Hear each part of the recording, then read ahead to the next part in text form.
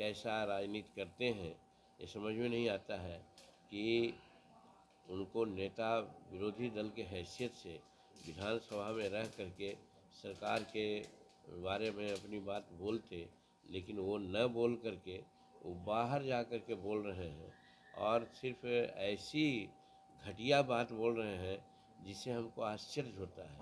आश्चर्य ये होता है कि किसी भी मंत्रिमंडल का कोई मंत्री का बहुत बड़ा योगदान नहीं होता है काम में, डिसीजन में, होता है मुख्यमंत्री का।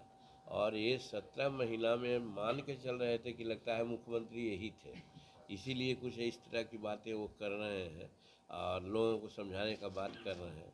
तो हम समझते हैं कि बिहार की जनता राजनीतिक रूप में एकदम पटु हो गई है, इसलिए उनकी बात का कोई भरोसा नहीं करेगा।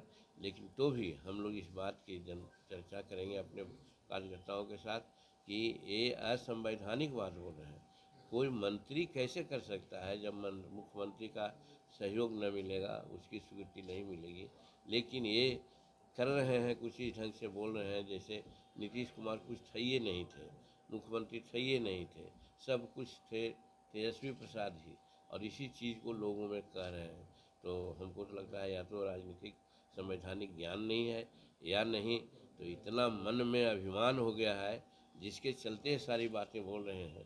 तो हम समझते हैं ये बात सब कोई नहीं समझेगा।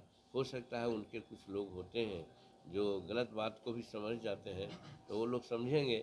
लेकिन भारत के बिहार के जितने भी कार्यकर्ता हैं और जो वोटर्स हैं वो इस बात को समझते हैं कि कोई भी मंत्रिमंडल में डिसीजन होता है उसका नायक चीफ मिनिस्टर होता है, न कि कोई मिनिस्टर होता है। और डिप्टी चीफ मिनिस्टर का कोई संवैधानिक पद नहीं है, बावजूद उसको ये कहते हैं कि हमने वैसा किया। तो हम समझते हैं ये उचित नहीं है। इन बातों का भी खुलासा करेंगे। इन्हीं बातों के लिए हम लोग कल एक सवाल है, तेजस्वी यादव ने देखिए कम्युनिकेशन गैप है, कम्युनिकेशन गैप है यहाँ पर। हम समझते हैं कि कोई भी पदाधिकारी जो आईएएस है और सीनियर आईएएस है उसको तो चीफ मिनिस्टर के बातों पर रहना ही चाहिए, चाहे कोई भी हो। अगर चीफ मिनिस्टर जी की बात शायद लिखित रूप में न मिली होगी इसलिए वैसा कह रहे होंगे। चीफ मिनिस्टर ने बाद में घोषणा किया और कहा कि हम उनसे बात करेंगे, और चीफ मिनिस्टर खुद कहते हैं कि वो ईमानदार पदाधिकारी है।